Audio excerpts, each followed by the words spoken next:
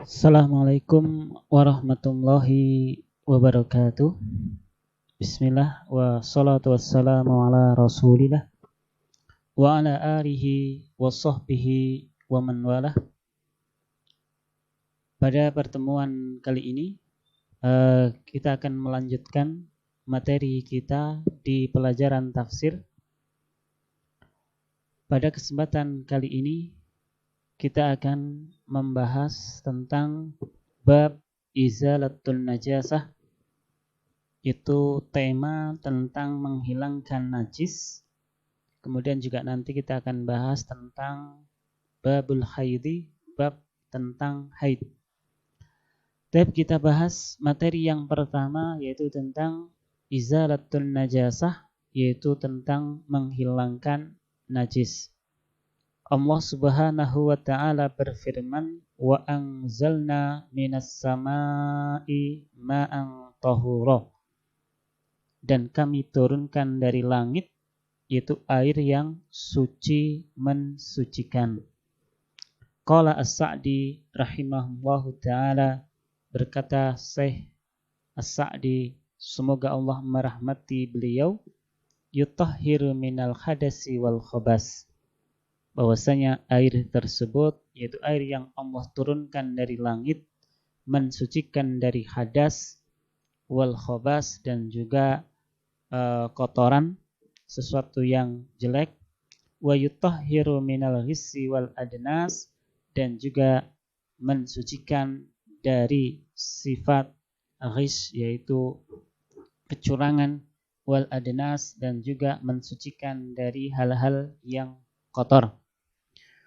Wa fihi barakatun min barakatihi, dan ketika air hujan itu turun maka mengandung keberkahan dari berkah-berkah Allah Subhanahu wa ta'ala. Jadi air hujan itu adalah termasuk keberkahan yang Allah berikan kepada kita manusia.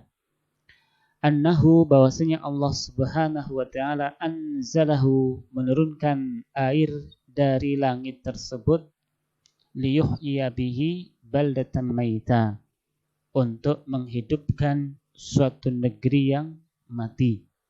Ya, jikalau tidak ada hujan, kemarau panjang, ya maka bumi ini mati, kering, tandus, kerontang, tidak bisa tumbuh-tumbuhan hidup. Maka dengan air hujan turun, maka bumi menjadi hidup, maka tumbuhlah berbagai macam jenis tumbuh-tumbuhan, pohon, buah, dan lain sebagainya. Maka Allah hidupkan bumi yang sudah mati tersebut, fatakhtalifu asnafun nawabiti, maka berbeda-bedalah yaitu jenis-jenis tumbuhan, wal asjar, dan juga pohon-pohon di dalamnya, mimma ya'kulun nasu wal an'am, yang dari tumbuh-tumbuhan tersebut manusia memakannya dan juga hewan-hewan pun juga memakannya. Kemudian ayat yang selanjutnya, fihi rijalu yuhibbuna ayyatatahharu wallahu yuhibbul mutahhirin. Ya, ayat ini sudah kita jelaskan di pertemuan yang telah lalu. Sabaqa al-isaratu ilaiha. Artinya di sini adalah bahwasanya ayat ini ya sudah kita bahas di bab-bab yang terdahulu.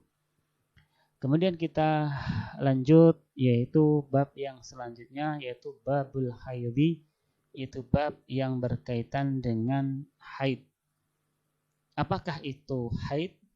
Haid, perhatikan, lughatan, secara bahasa itu adalah as-sailan, yaitu mengalir. Adapun syar'an, damu tabi'iyatin wajibillatin yakhruju min qa'rir rahimi fi awqatin ma'lumatin hala sihatil mar'ati min ghairi sababi wiladatin, yaitu darah bawaan, darah yang normal keluar dari rahim bagian rahim paling bawah, fi awqatin ma'lumatin, dalam waktu-waktu yang sehat, dalam waktu-waktu tertentu. Hala sihatil mar'ati, ketika seorang wanita tersebut dalam keadaan sehat, min ghairi sababi wiladatin, dan juga bukan dari sebab melahirkan.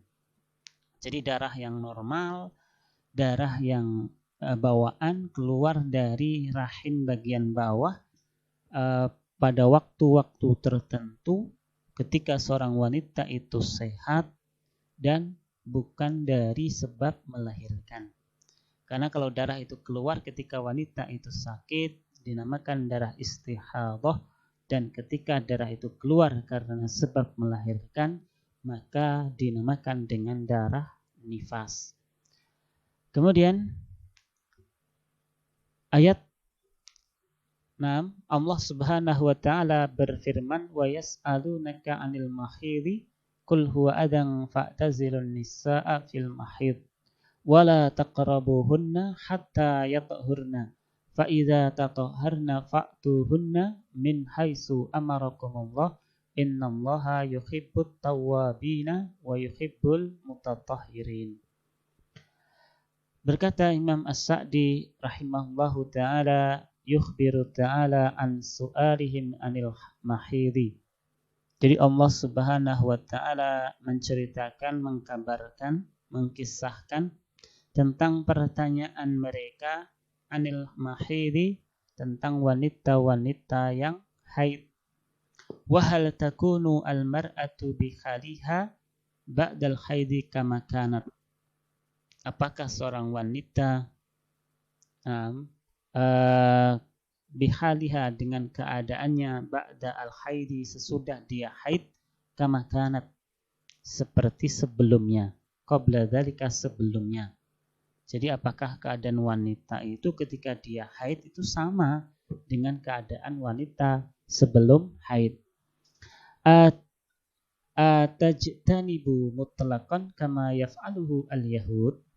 Apakah harus menjauhi seorang wanita yang haid tersebut sebagaimana yang dilakukan oleh orang-orang Yahudi? Jadi orang-orang Yahudi itu ya ketika wanita-wanita mereka itu haid, mereka menyingkirkannya atau mengisolasinya atau mengkarantinanya. Maka perhatikan, fa'akhbara ta'ala, maka Allah Subhanahu wa ta'ala menceritakan annal haidha ada, bahwasanya haid itu adalah kotoran. Wa idza kana ada, maka apabila haid itu adalah suatu kotoran, faminal hikmati, maka dari hikmah, an yamna Allahu ta'ala ibadahu anil ada wahdahu. Maka dari hikmah Allah, yaitu apa? Allah melarang hamba-hambanya ya dari kotoran itu saja. Nah, walihada qal, maka Allah Subhanahu wa ta'ala berfirman, fa'tazilun nisaa fil mahid. Maka i'tazilu, menyingkirlah kalian dari wanita-wanita yang haid. Artinya adalah di sini adalah makana al-haid, yaitu tempat keluarnya darah haid tersebut. Wa huwa al-wat'u fil farji khasatan, yaitu menyetubuhi bagian kemaluan saja. Fahada huwa al-muharramu ijma'an, maka inilah yang diharamkan secara ijma'. Jadi ketika wanita itu haid, yang diharamkan adalah mensetubuhinya di kemaluannya. Ini adalah yang diharamkan atau yang tidak diperbolehkan. Wa takhsisu al-i'tizal fil mahid, maka pengkhususan kalimat i'tizal, menyingkir, fil mahid, dari wanita-wanita yang haid, yadullu ala, maka ini menunjukkan anna mubasaratal haidhi, bahwasanya menggauli seorang wanita yang haid, wa mulamasatiha, dan juga menyentuhnya, fi ghairil wat'i, bukan di daerah kemaluannya, fi ghairil wat'i, fi ghairil wat'i, bukan untuk mensetubuhi di bagian kemaluannya, fil farji jaizun, hukumnya adalah boleh. Jadi ya ketika wanita itu haid, maka yang tidak diperbolehkan itu adalah menjimai bagian kemaluannya. Adapun bagian yang lainnya adalah boleh. Kemudian perhatikan di catatan kaki, an Anasin, dari Anas radhiyallahu taala anhu, annal yahuda, bahwasanya orang-orang Yahudi, kanu idza hadatil mar'atu fihim lam yu'akiluha wa lam yujami'uhunna fil buyut. Jadi ketika orang-orang Yahudi itu, wanita-wanita mereka, istri-istri mereka dalam keadaan haid, maka mereka tidak makan bersamanya. Walam yujami'uhunna fil buyut, dan mereka juga tidak mengumpulkan wanita tersebut di rumahnya. Dalam arti ketika wanita itu haid ya disingkirkan ataupun ditempatkan di tempat lain. Jadi orang-orang Yahudi tidak makan bersama dengan mereka dan juga tidak berkumpul dengan mereka. Jadi mereka ditempatkan di tempat tersendiri, di karantina. Maka apa? Fasa'ala ashabun nabiyya, maka para sahabat Rasulullah SAW bertanya kepada Rasulullah SAW. Fa'anzalallahu ta'ala, maka Allah menurunkan ayat, wa yas'alunaka 'anil mahid qul huwa adan fa'tazilun nisaa fil mahid, ila akhir al-ayat, sampai ayat yang terakhir. Faqala Rasulullah sallallahu alaihi wasallam, maka Rasulullah SAW bersabda, isna'u kulla syai'in illa an-nikah, kerjakan, lakukan segala sesuatu, illa an-nikah, kecuali nikah. Makna nikah di sini adalah jima. Jadi ya, lakukan segala sesuatu terhadap istri-istrimu kecuali yaitu jima, yaitu bersetubuh di kemaluannya. Ini yang terlarang, ini yang tidak diperbolehkan. Fabalagha dzalika al-yahud, maka sampailah keterangan ini kepada orang-orang Yahudi. Maka mereka orang-orang Yahudi mengatakan, faqalu, mereka berkata, ma yuridu hadzal rajul an yada'a min amrina syai'an illa khalafana fihi. Nah, tidaklah laki-laki ini, yaitu mereka mengingat, yaitu Nabi Muhammad, tidaklah laki-laki ini, yaitu Muhammad, an yada'a, meninggalkan, min amrina, dari perkara kita, syai'an, sesuatu pun, illa, kecuali khalafana fihi, dia akan menyelisihi kita di dalamnya. Faja'a Usaid ibn Khudair, maka datanglah Usaid ibn Khudair, wa Ibad ibn Bishr, dan Ibad ibn Bishr, faqala, dan mereka berdua ini bertanya kepada Rasulullah, ya Rasulullah, wahai Rasulullah, innal yahuda taqulu kada wa kada, sesungguhnya orang-orang Yahudi berkata demikian dan demikian. Fala nujami'uhunna, apakah kami tidak boleh menjimai, bersetubuh dengan mereka, yaitu istri-istri kami yang dalam keadaan haid.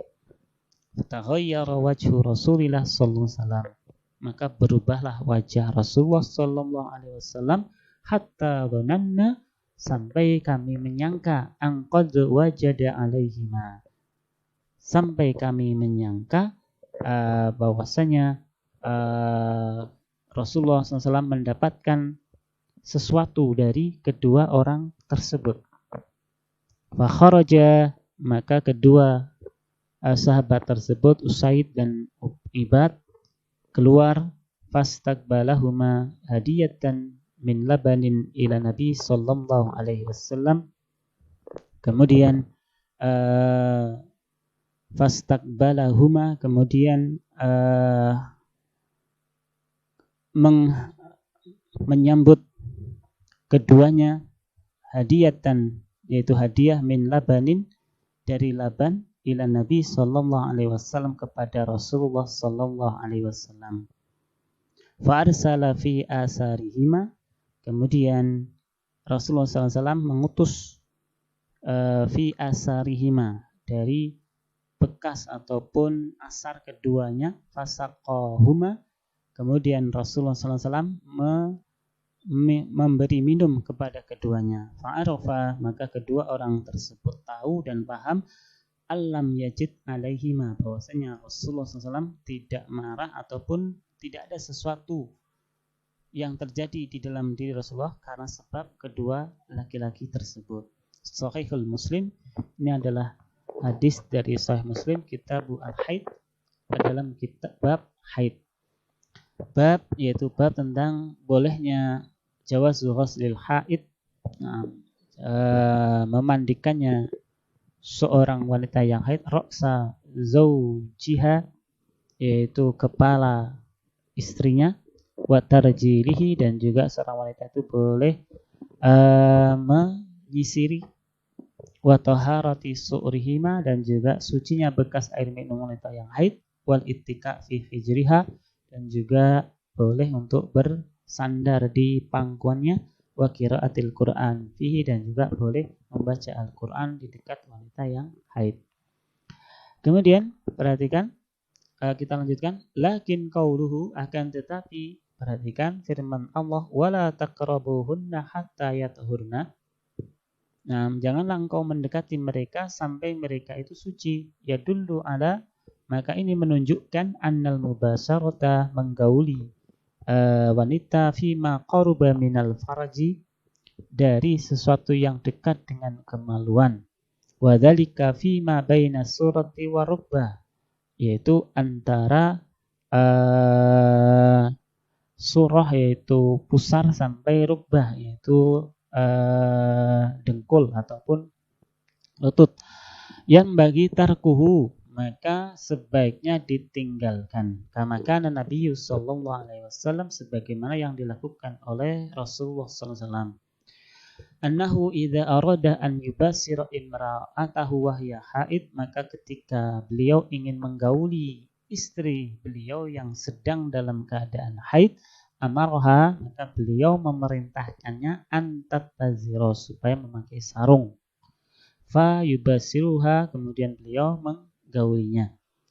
Kemudian perhatikan, wa haddu hadza al-i'tizal, adapun batasan untuk menjauhi wanita yang haid, wa adamul qurban, dan juga tidak bolehnya mendekati lil khuyat, bagi wanita-wanita yang haid, hatta yathurna, itu sampai mereka suci. Ayyan qati'u damuhun, itu sampai darah haid mereka putus ataupun terhenti. Faidan qata'a adam, maka ketika darah itu sudah berhenti mengalir, zala al-man'u al-mawjud, maka hilanglah larangan yang dimaksudkan, waqta juryani, ketika darah itu mengalir. Alladzi kana li khillihi syartani, yang mana untuk bisa halal, syartani, dua syarat. Jadi seorang wanita yang haid bisa halal kembali bagi suaminya itu dua syarat. Yang pertama adalah inqita'ud dam, yaitu berhentinya darah, wal ikhtisalu minhu, dan juga sudah mandi dari hadas besarnya tersebut. Falamma in qata'a ad-dam, maka ketika darah berhenti, zala as-syartul awal, syarat yang pertama sudah hilang. Wa baqiya as-tsani, maka masih tersisa syarat yang kedua. Wa lihadza qala, maka Allah berfirman, fa idza tatahharna, maka apabila mereka suci, ai ikhtasalna, mereka sudah mandi besar, fa'tuhunna min haitsu amarakumullah, maka datanglah mereka sesuai dengan apa yang Allah perintahkan. Fil kubul, yaitu di lubang kemaluan, la fid dubur, bukan di lubang dubur, yaitu yang bagian belakang. Li'annahu mahalul has, karena lubang yang depan itu adalah tempat tumbuh, artinya adalah tempat yaitu bisa seorang wanita itu hamil. Wa fihi dalilun, dan di dalam ayat ini menunjukkan wujubil ikhtisal lil haid, wajibnya mandi bagi orang-orang yang haid. Itu ketika sudah selesai dari haidnya. Wa anna inqita' adam, dan bahwasanya berhentinya darah sarbun lisihatihi, syarat sahnya. Nah, itulah pertemuan kita pada kesempatan kali ini. Kita lanjutkan insya Allah di pertemuan yang akan datang. Wa akhiru da'wana alhamdulillah. Assalamualaikum warahmatullahi wabarakatuh.